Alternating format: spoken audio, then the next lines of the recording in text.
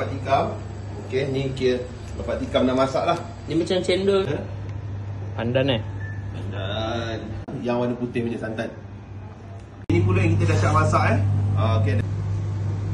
Macam cendol tadi bukan? Ya, cendol tapi dia cair. Nampak? Betul lah. Yes. Okey. Okey, ni sekarang kita bagi dia sejuk. Cantik dia ni. Dulu, lepas tu kita akan timbangkan dia.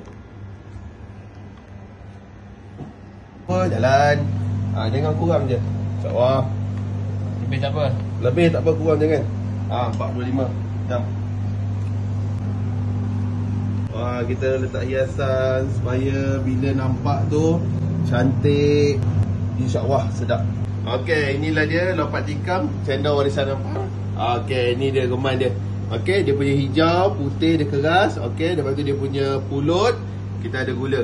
Okey, ini pantai timur punya lopat tikam. Kalau kau nak letak lagi kau boleh letak